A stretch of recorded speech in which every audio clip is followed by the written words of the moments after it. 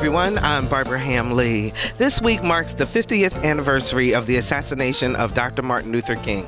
He was killed on the balcony of the Lorraine Motel in Memphis, Tennessee on April 4th, 1968. Dr. King was in Memphis to support striking garbage workers, this time determined to have a peaceful march after a march a few weeks earlier turned violent. It was not meant to be. Up next on Another View, the last 31 hours of Dr. King's life with former PBS Frontline investigative reporter and author Joseph Rosenbloom. Stay tuned. Another View is next.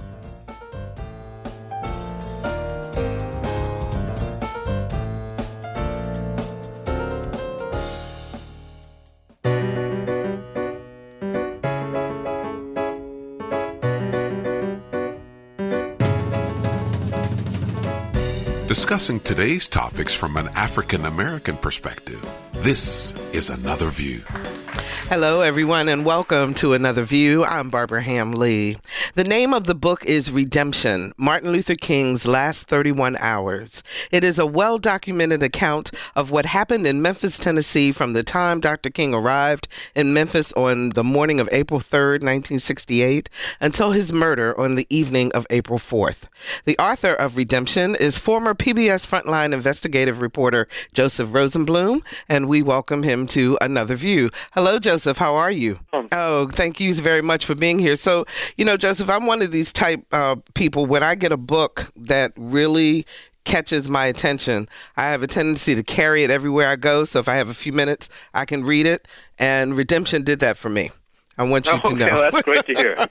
But you were a reporter intern at the Commercial Appeal when Dr. King was assassinated, correct? That's almost correct. I was there right after he was assassinated. I was there in the summer of 1968 as a summer intern. Mm-hmm.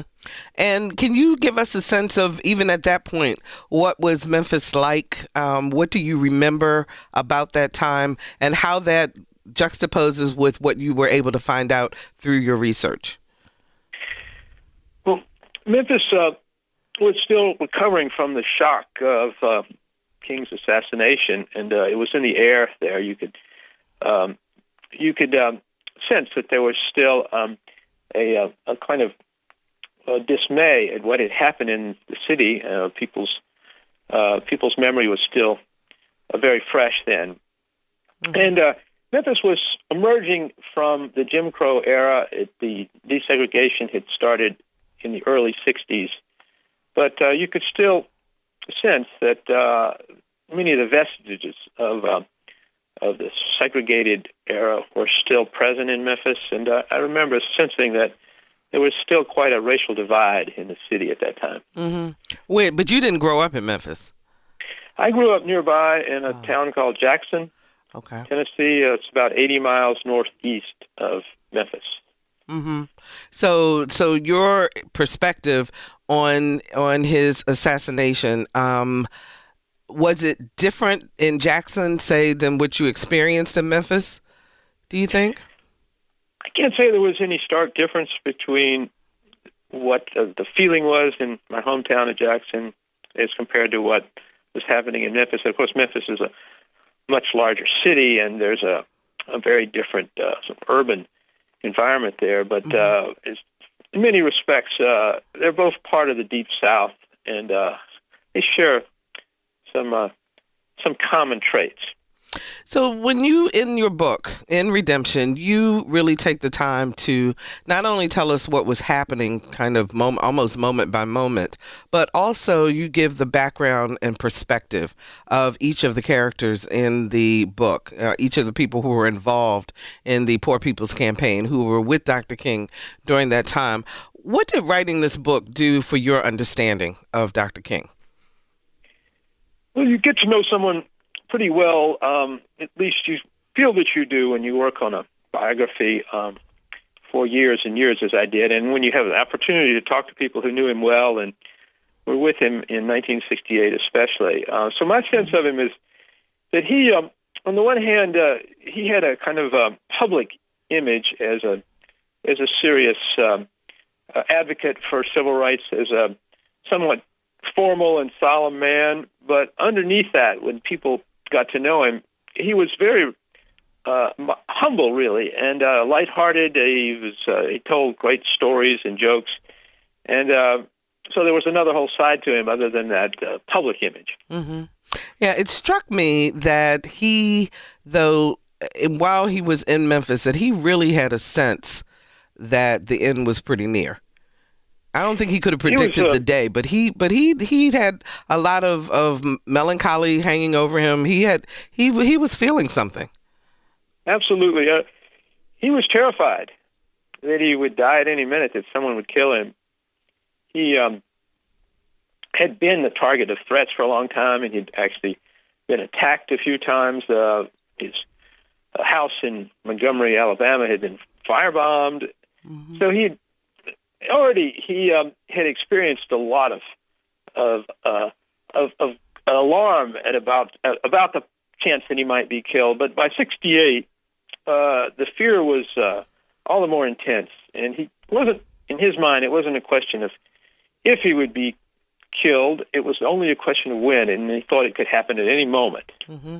You know, it's interesting because the persona that most people had of Dr. King coming through the years was that he was fearless and that, you know, he understood that this was his calling. But in fact, he was very much a very real human being with very real emotions. That's right. I mean, he had a sense of fatalism about it. That is, he didn't think there was much he could do. And I think that may have conveyed to people the sense that he was relaxed about it and resigned about it.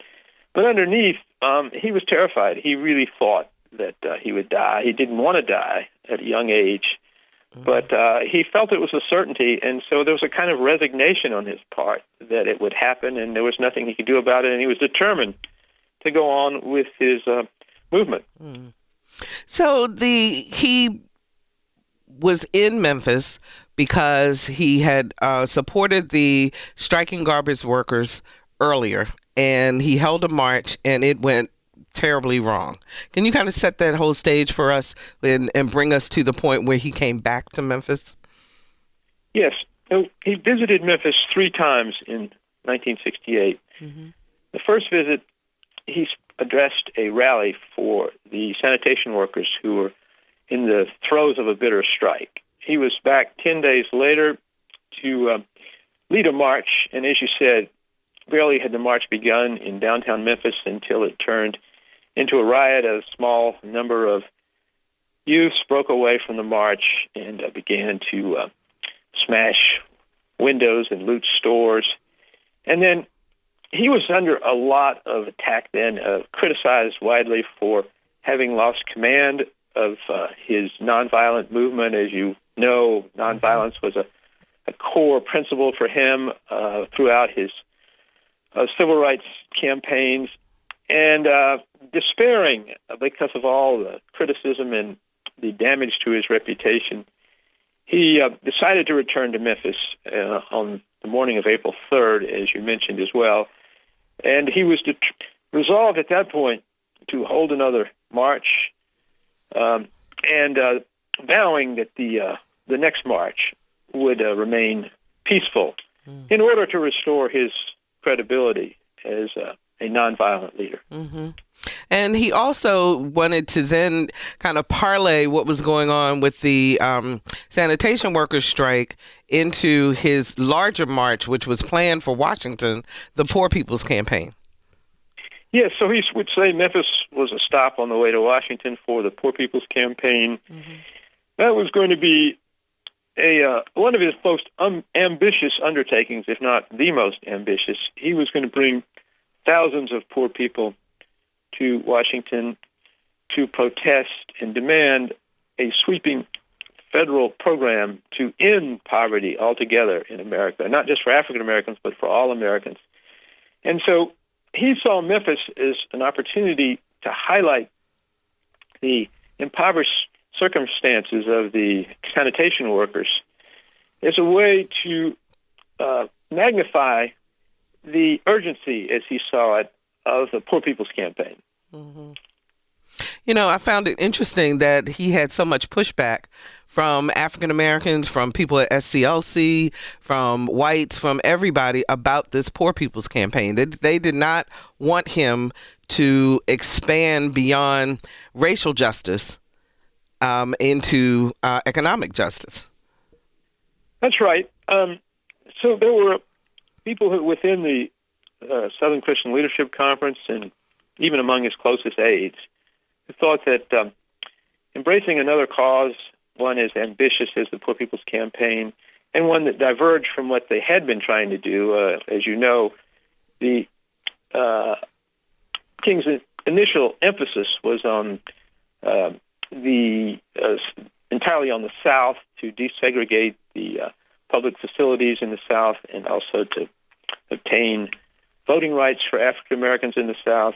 Mm-hmm. But he switched his emphasis by 1966 and turned north and began to look at what he could do to improve the dreadful conditions of the slums in America. And that led him to the issue of economic justice, and the answer for him to poverty was this Poor People's Campaign. And so there were people who thought that he should stick to only causes that advanced the interests of African Americans, and also there were people within his own staff who thought that he should pursue other priorities. There was a guy named James Bevel who thought King should concentrate on opposing the war in Vietnam. Mm-hmm. Andrew Young, one of his top lieutenants, said that he thought that they just couldn't really handle something as large as the Poor People's Campaign, and there were people on the SCLC board who said it would backfire, that confrontational civil disobedience in Washington would only fall into the hands of law and order conservatives who would take advantage of the adverse publicity about the troubles in Washington by winning the election that was to be held in that year in 1968. So there was all this dissension right within the movement and within his own staff. Mm-hmm. They were also worried about getting on the wrong side of Johnson, but President Johnson at that time. That's right. President Johnson, again, as you likely know, had been an ally of the civil rights movement. He had been instrumental in helping to enact the two landmark civil rights bills, in first the desegregation bill in 1964 and then the Voting Rights Act in 1965. And he had often called on Martin Luther King for advice. But then he was deeply embroiled in the war in Vietnam, and when King began to speak against the war, and he was doing passionately speaking against the war, then Johnson was very suddenly leery of King. He thought he'd been disloyal. And then the Poor People's Campaign would be yet another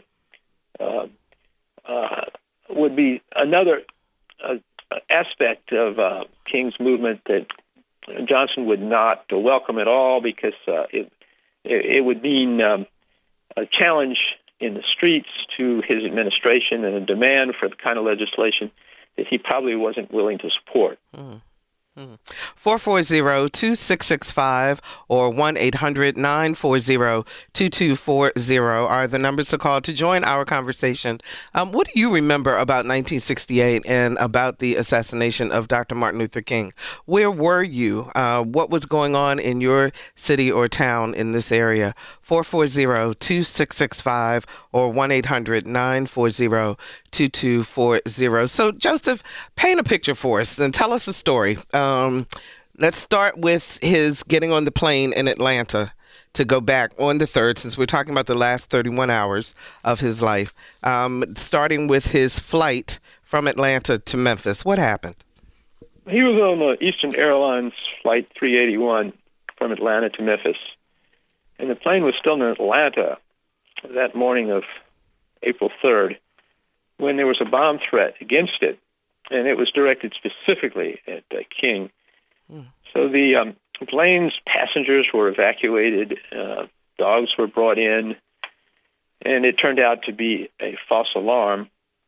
But when the passengers were evacuated, there's a story there about how King's aides, he had 4 of his aides with him, were rushing to get off the plane. Dorothy Cotton, who's one of his aides, was sitting right next to him, and she said she stepped on King's foot as she was rushing to get past him to get out of the plane before some bomb might explode.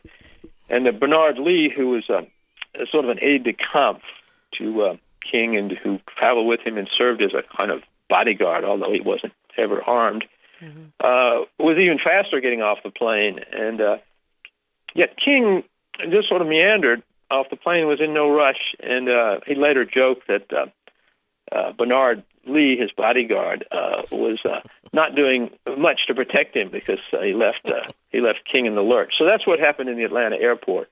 The plane was delayed an hour or so arriving in Memphis. And when they arrived in Memphis, there were police officers there who were assigned to protect, I put in quotes, Dr. King. But what was going on with that on that end? And so there were actually 6 police officers there. There were 4 who were part of a security detail, and they had been assigned to protect King when he was in Memphis. There's another story there that I could tell you if you'd like about about the approach that the Memphis Police Department took toward King's security. But there were 2 other officers there as well. They were assigned to surveillance, so they were going to monitor King's movements while he was in Memphis. And they were, just as it happened, were 2 African American officers, one of whom had been part of a security detail for King when he had been there on an earlier visit in 1966, and he had an interesting story to tell as well. Mm-hmm. You can go ahead and tell it.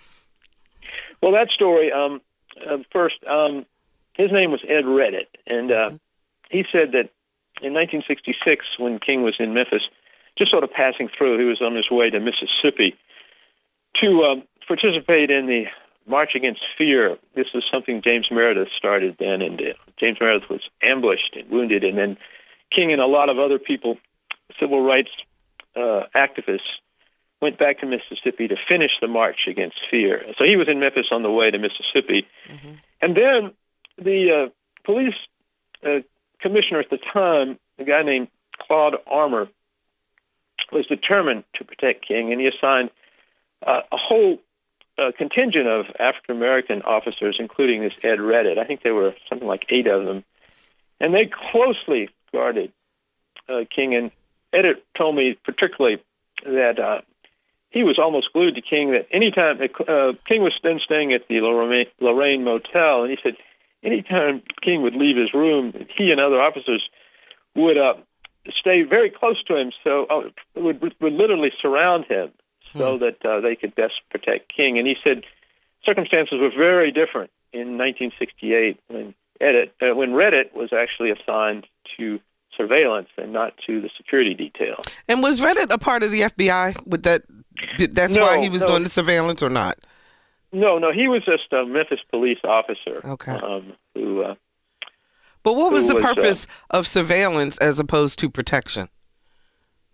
Well, it's just something that the new police director, his name was Frank Holloman, thought was necessary. So there had been this strike that was underway then for 6 weeks or so, and there had been various incidents related to the strike, and Holloman thought that he needed to keep a close watch, a covert watch, on what was happening with the strike. So the surveillance team of Reddit and another guy named Willie Richmond were assigned to that purpose. So they were monitoring every aspect of the strike and the people who were supporting it to see whether they were plotting something that might be against the law. And then when King came to Memphis, I assume he figured that maybe that King would be doing something that was suspicious, or that people who were meeting with him might be questionable. That's my supposition. I don't know exactly what the reason was. But the police chief also did not give King 24-hour police protection during that No, he during did that not. time. He did not. So what happened was on King's first two visits, as I mentioned, he was there on March 18th and then again March 28th. If there was no police protection for him then, zero, none whatsoever. And then when King came back on April the 3rd, there was that one four-man security detail that I mentioned. And they stayed with him only until about 5 o'clock that first day, and then that security detail was disbanded. Why wasn't there more protection from this man who had been the target of a bomb threat that very morning and who was in greater and greater danger all the time? Why not more? Because I think Holloman and the rest of the top people in the police department were just indifferent to King's safety. They just didn't care that much about it. And it was a stark contrast with what had happened in 1966, 2 years before, when King was well protected by the police. So the tides were changing. And also the whole attitude about nonviolence was changing, because there were many more militants, the Black Power movement, young people saying we need to take more action, and sitting was not their idea of a good time. In other words, no, it wasn't. The Black Power folks thought that King's movement was ineffective. They thought he wasn't aggressive enough. They also disagreed with him. They were Black nationalists. They wanted African Americans to stay apart from the white establishment. King was very much of an integrationist. He was trying to bring people together of all races.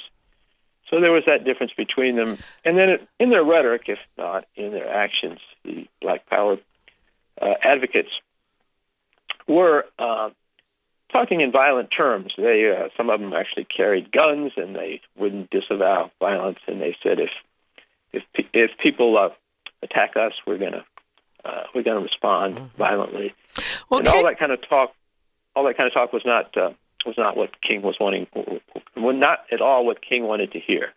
But King also tried to, through his people, negotiate with the group, the Invaders, who were there in Memphis, because he wanted them. He thought if he could bring them over to his side in terms of nonviolence, that they could help make sure that the march stayed peaceful and could control the young folks who had rioted the time before.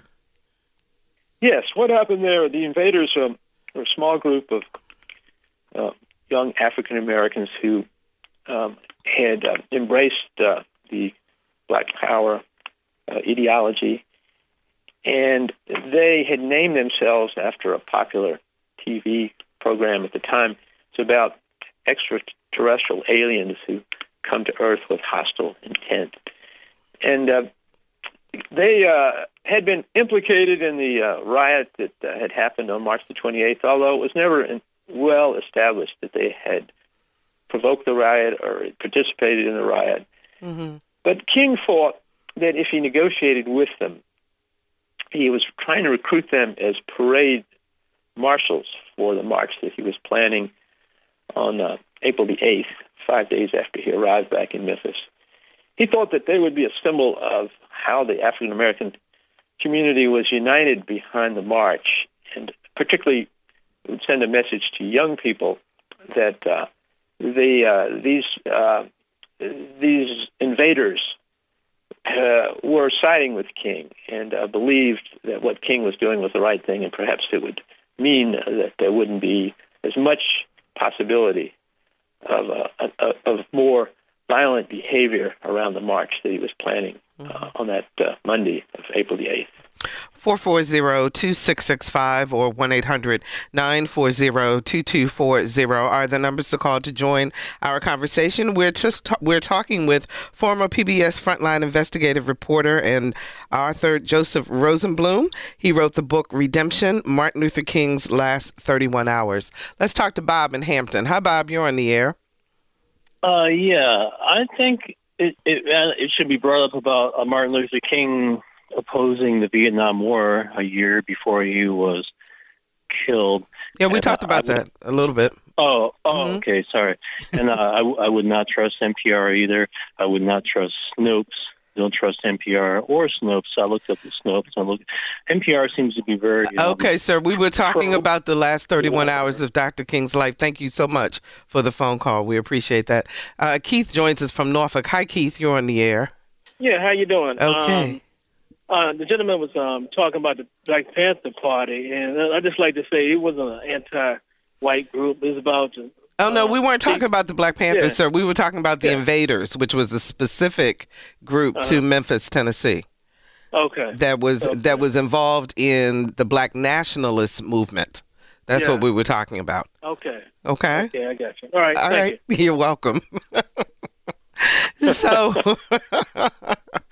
So Joseph, people have ideas out there. Exactly. May or may not relate to what we're talking Exactly. So, one of the things that struck me about the book was your description through talking with others who were there and so forth. King seemed to have arguments and disagreements with people within his inner circle that he normally didn't disagree with. For example, the lady, I can't remember her name, who was a big contributor to SCLC from New York. You're probably thinking of Marion Logan. Yes. Who's also a member of the FCLC board. Mm-hmm. Yeah, she thought the King was making a lot of big mistakes in 1968. One is she thought the Poor People's Campaign was a mistake, and she argued vehemently against him proceeding with the Poor People's Campaign. She had a whole lot of reasons for that. I've already mentioned some of them, but she thought the time was not right for going to Washington in such a confrontational way, because indeed the Vietnam War was underway by then, and there were already a lot of unrest around the war, people demonstrating in the streets, marching in the streets. And then the King was speaking out against the war, and there was the risk, as we already discussed, that Lyndon Johnson would react negatively to that, and that this would only intensify the president's opposition to the civil rights movement. And there were other reasons. So she and King had this running debate for weeks and weeks about whether it was the wise decision for him to go to Washington. Do you think that Dr. King was that sense of urgency of getting to D.C. was so intense because he had a premonition that he may not make it, as he says in his speech? I think it may have been more the opposite. That is, that he did have that premonition, and he knew that he was going to die, but he was willing to risk death because it was so important to him. So not that he was in a rush to do it, but he thought the time was urgent to do more about poverty. For him, that was an overriding cause, and he believed that if he could end poverty in America, that would be the key to a just and viable society in America. And it would you can see if you looked at an article he wrote in Look magazine that was published right after his death. He was very much afraid that the country was going off the deep end, that there would be a very much a conservative backlash, and that it could even lead to fascism. He mentions that word because of all of these unsettling forces that were happening at the time. And that's why he felt this urgency to go to Washington and try to get the poverty legislation enacted by Congress, because he felt that time was really critical, and he had to move quickly. So the night of the 3rd, when the rally was happening and there was a huge storm in Memphis, Dr. King felt that not a lot of people would maybe show up, and he was frankly exhausted. Because you talked about, tell us about that, about his physical health at that time, and how did he actually wind up giving the mountaintop speech? Well, you're right. He was utterly exhausted by the time he went back to Memphis. He'd been on the road promoting the Poor People's Campaign for weeks and weeks. He was sleep deprived. He suffered from insomnia, and he'd be up at all hours. And he wasn't feeling well either. He had a sore throat, and he was under intense pressure. We've been talking about some of the pressures. And so what happened was he was supposed to speak at another rally for the sanitation workers on the night of April 3rd, that Wednesday night. And and the storm was raging. There was a thunderstorm coming through Memphis. There were even tornado warnings. And he didn't feel like there'd be much of a turnout at the church called Mason Temple where he was going to speak. So he was reluctant to go. And so for those reasons, he wasn't feeling well. He thought low turnout. He just asked Ralph Abernathy to go in his place. And Abernathy goes to Mason Temple and realizes very quickly that the crowd there really didn't want to hear Abernathy talk. They wanted to hear Dr. King talk. So Abernathy calls back to the Lorraine Motel where King was still in his room and said, you really need to come over here and talk. These people have come through the rain, and they'd be enormously disappointed if you don't talk. So he went back, and then he delivered the so-called mountaintop speech that night. And that speech was not a prepared speech, was it? No. So he often talked just off the cuff. He was a brilliant speaker, as you know, and there were some familiar elements that he kept reworking in speeches.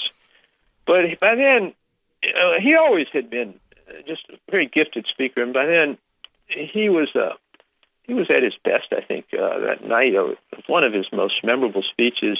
It's well known for that reason. You can listen to some of it on YouTube if you want, just excerpts, and see what a powerful and extraordinary speech it was. And it's remembered best for the finale, where he talked about his mortality. When he says, I've been to the mountaintop and I've seen the other side. Absolutely. Let's talk to Ann from Eastern Shore. Hi, Ann. You're on the air. Hello? Hi, you're on the air. Okay, this is Ann Winston from the Eastern Shore. And I've always heard that Martin Luther King's motel room number was on the radio before he was shot. So he was kind of set up.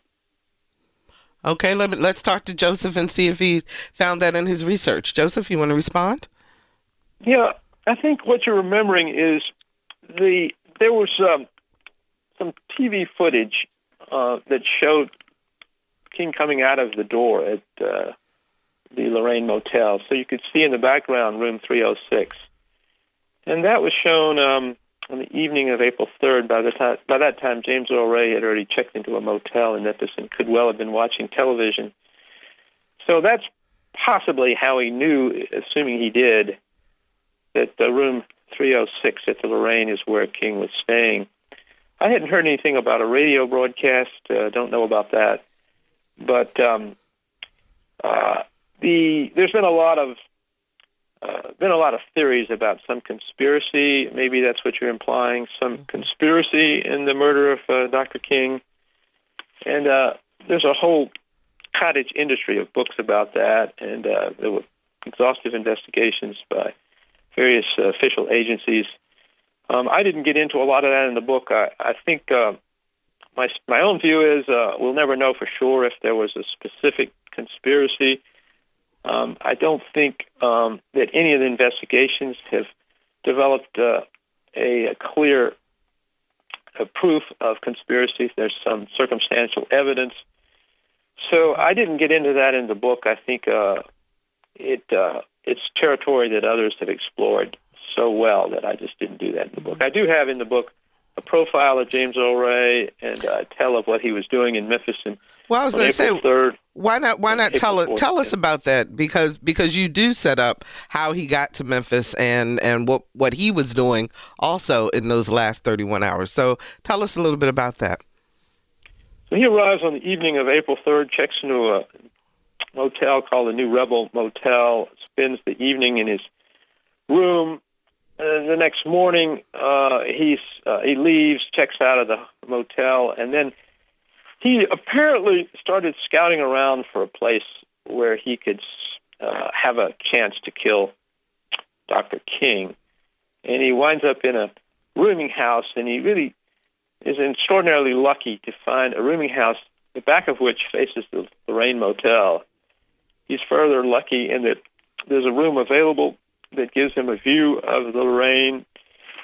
He's lucky in yet another way in that he probably was looking from that window at about 5:30 when Dr. King went up from the first floor of the motel to his room on the second floor, room 306.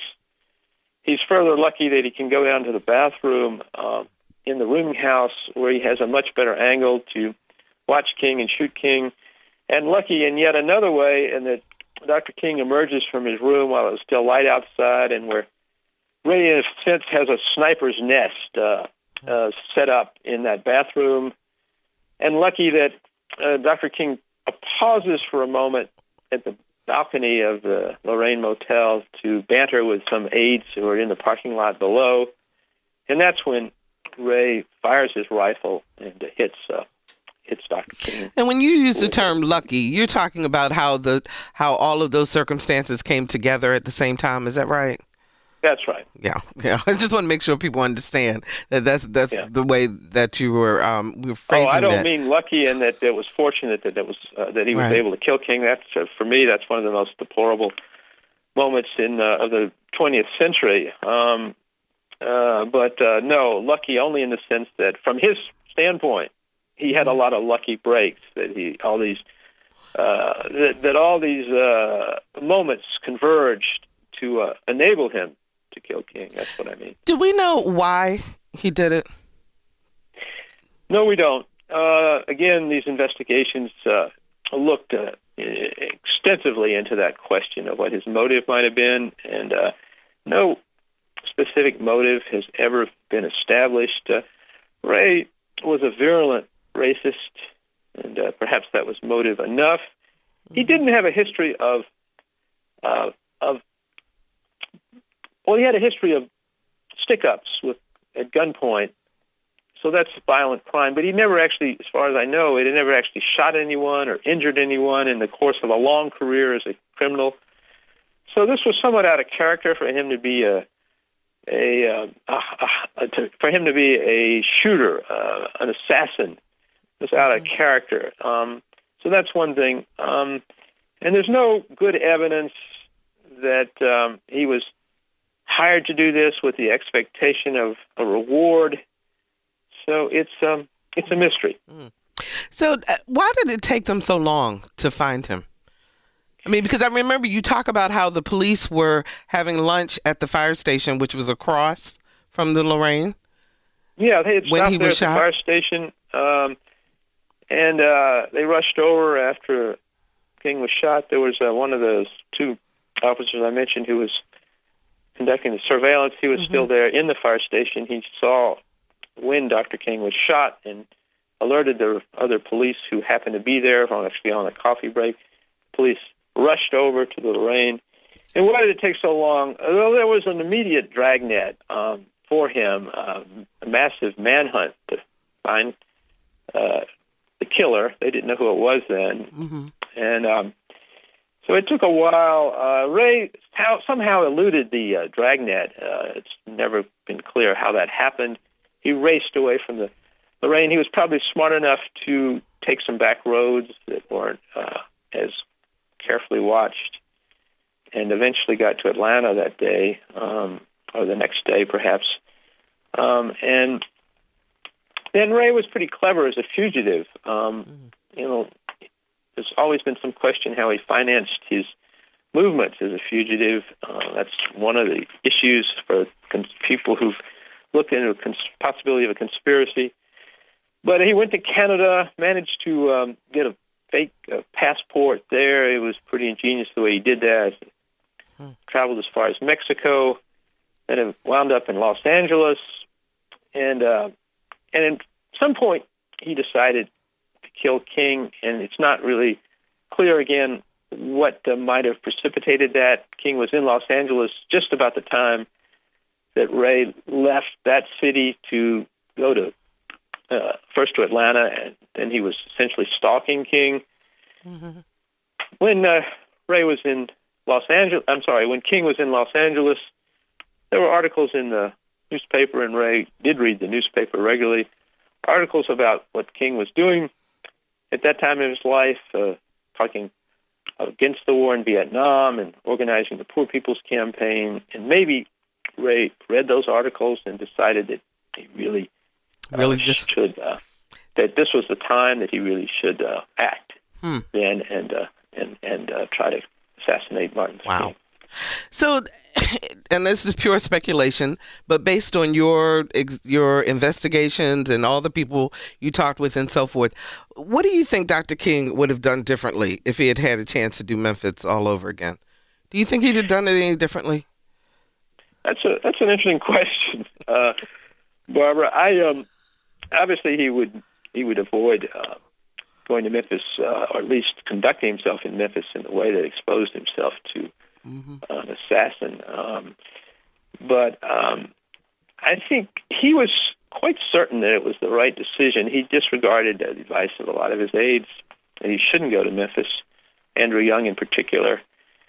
And he thought it was essential that he go to Memphis and, as I explained, to lead another march to show that he had control of his movement, that it remained nonviolent. And he thought that was an important prerequisite for the Poor People's Campaign, because his image as a nonviolent leader, he thought, was critical for recruiting people who would participate in that campaign, and also for the legitimacy of the campaign once he was in Washington. So we've got about 5 minutes left. What happened with the sanitation workers' strike? Well, what happened after King was killed is the mayor of Memphis, who had refused to negotiate with the union that was leading the strike, so removed himself from the issue. President Johnson ordered a mediator to Memphis to negotiate between the sides, between the city of Memphis and the union organizers of the strike.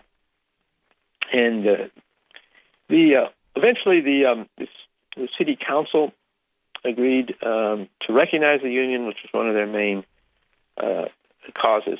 Mm-hmm. And the city voted a 10% increase in wages, and that led to the settlement of the strike. The mayor of Memphis, Henry Loeb, didn't veto any of those measures, which he could have done, but nor did he sign them. He just allowed them to become law and or become part of the contract between the union and the garbage workers.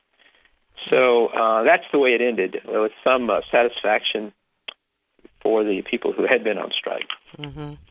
So what was the coverage like? Well, the Memphis papers had been very opposed to the strike, and then also they had a very negative view of King's intervention in the strike, and they wrote editorials, and even the news coverage was not very complete to present the side of the story that the people on strike would have preferred, and also Dr. King would have preferred. Nationally, also, there was an enormous amount of criticism of King after the riot. Even the New York Times wrote an editorial raising questions about whether King was going about things properly, and New York Times had been fairly supportive of the civil rights movement at various times.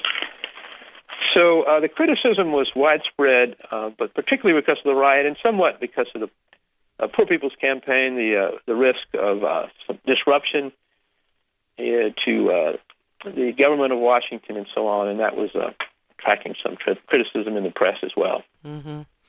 That's it. So did you get a chance to do any reporting at all about the subject at all during that time, as opposed to the book you've written now?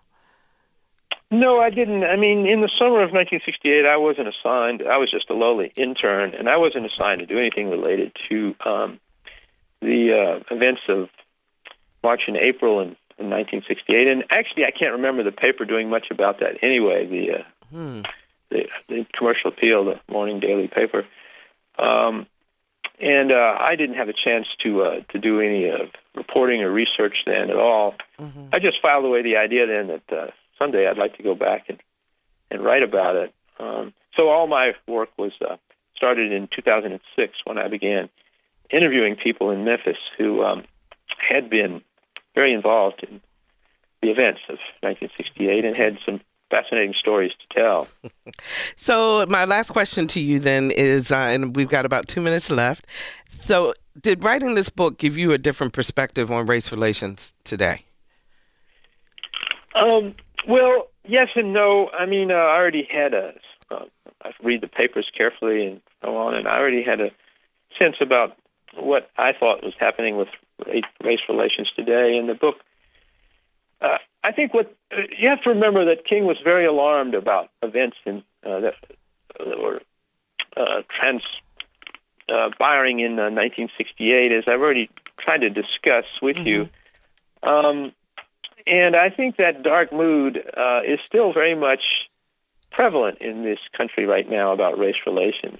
So doing the book and understanding the circumstances of that time didn't really affect my opinion that race relations still had an enormous way to go.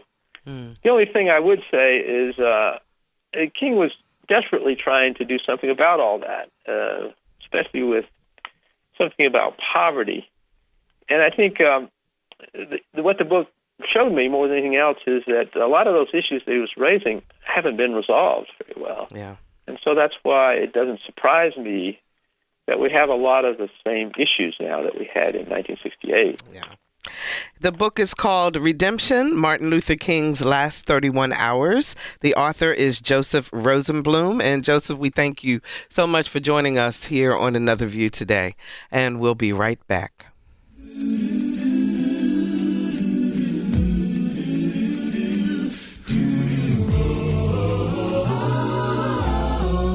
Hi, I'm Claude McKnight of the group Take 6, and you're listening to Another View. There's a new sun rising. I can see a new rising. You will keep me realizing you're the biggest part of me. And welcome back. When it comes to creating your own platform, you need two key components, drive and passion. You're about to meet a young man who knows this very well and has created his own formula for success. As our Lisa Godley discovered, Marvin Pierre Lewis and his brand Creation have taken off and aren't showing any signs of slowing down.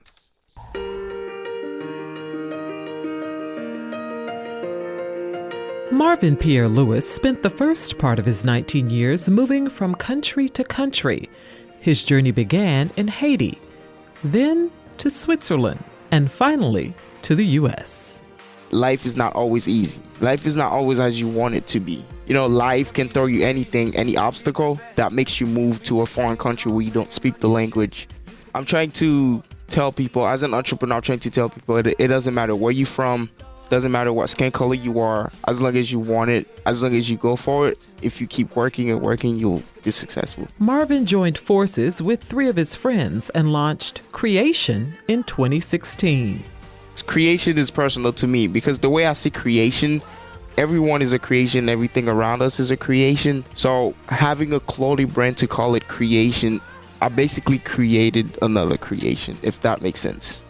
Behind his t-shirts lies a message that supports what he stands for, and the message he'd like others to stand for as well.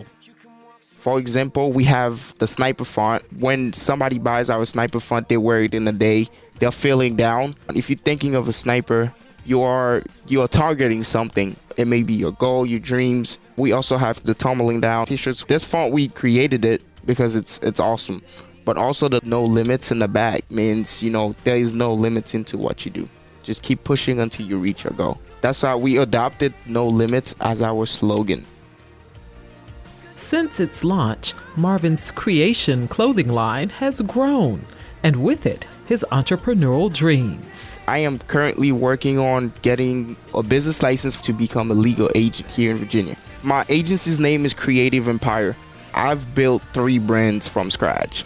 I'm talking about marketing, website, designing. So I think I can help people here in Virginia build their brands through my agency. So if anyone wants to build a website and if they need photographers, models for their brands, then I will be here for that. As for marketing his company, the Old Dominion University freshman relies mainly on social media. Especially Instagram. We have 1,000 plus Instagram followers. Of course, we're working on getting up there. Currently, we just made a Facebook page because we realized that Facebook is also a great way of advertising. His few years as a business owner have not been without challenges and disappointments, but he sees those obstacles as minor obstructions that he can both learn from and in time overcome. Marvin believes it's important to share the knowledge he's gained with other young people. He wants his life to inspire future entrepreneurs. In the next 5 years, I see myself motivating this generation and tell them that everything is possible through hard work and commitment. I want to be a motivational speaker because not a lot of young people now understand what opportunity they get. This is 2018. Everything is possible. The internet is free. Everything is free. Social media is free. So if you want to do something, it's easy to advertise that one thing that you do. If it's a book you write, you can go ahead and advertise your book on social media. I just want to help this new generation understand what a golden opportunity they have just to live now in this time. This 19-year-old entrepreneur sees himself owning more than 3 businesses within the next 5 years and has his sights set on becoming a billionaire by the time he's 30. We wish him every success. For Another View, I'm Lisa Godley. I just want to help these young people understand what success is and what a great life they can have here. That's wonderful. This story was produced by Another View intern Alexis Smith, a senior at Old Dominion University. Thank you so much for joining us for Another View today. If you'd like to hear this show again or share it with a friend, please visit our website, anotherviewradio.org, and download the podcast. And while you're there, please sign up for our eView newsletter, a once-a-week reminder of upcoming programs. We're on Facebook, so please like us. And I'm on Twitter at Barbara Ham Lee. Next week on Another View, guess what's coming back? The Another View Roundtable. New voices for you to hear, new folks for you to argue with. It's going to be great. And man, do we have a lot to talk about next week, so be sure to tune in. Our theme music was composed and performed by Jay Sennett. Lisa Godley is our show producer. Victor Bowen is our audio engineer, and Alexa Smith answered our phones. I'm Barbara Ham Lee. Thank you so very, very much for listening to Another View.